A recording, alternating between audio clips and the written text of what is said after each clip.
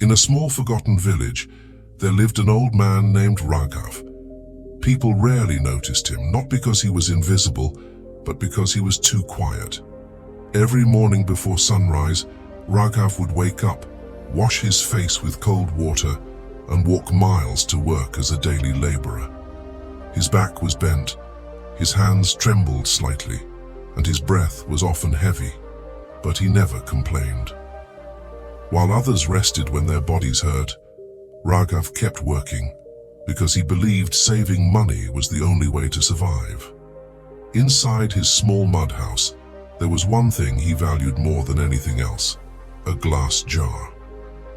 Every night, after returning from work, Raghav would sit quietly and drop a few coins into it. Some days it was just 2 coins, some days 5, rarely more. He ate less than he should have. He never bought new clothes. He ignored fever, pain, and hunger. Whenever someone asked him why he didn't rest or eat better, he would smile softly and say, "Money will take care of me one day." The villagers whispered behind his back. They said he lived like a beggar. They said he had no family. They said he was saving for death. But Raghav didn't care, because every night when he held that jar in his hands and felt its weight increase, he felt safe. He felt prepared. Years ago, Raghav was not always like this. He once had a wife, a small home, and a simple but peaceful life. Then illness came quietly. Medical bills slowly took everything he had. His savings vanished. Debts grew heavier. And one day, his wife passed away. That day changed Raghav forever. Standing beside her lifeless body, he made a promise to himself. He said, "I will never be helpless again. I will save every coin." From that moment, money became his protection, his shield, his belief.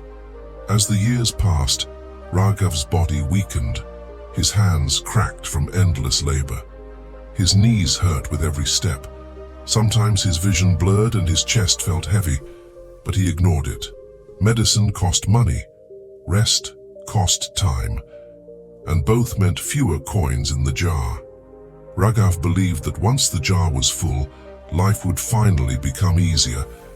But no matter how heavy the jar became, it was never full enough. One cold evening, Raghav didn't return home. The villagers found him collapsed near the road. His breathing was shallow, his face pale. They rushed him to the nearest hospital. The doctor examined him and shook his head. He said Raghav's body was exhausted, malnourished, and had been running on empty for years. Then the doctor asked a question that made the room silent. "Who will pay for the treatment?" No one spoke. Someone whispered that Raghav had nothing, but a neighbor remembered the glass jar. They ran to his house and brought it to the hospital. When the doctor opened the jar, everyone froze. The money inside was more than enough. Enough for treatment, enough for care, enough to live a decent life. The doctor looked at Raghav and said softly, "You saved money, but you never saved yourself." Raghav slowly opened his eyes. Weakly he asked, "Is the jar safe?" The doctor nodded. Then the doctor asked him, "Why didn't you use this money for your health?" Tears rolled down Raghav's face as he whispered, "I thought money would save me one day."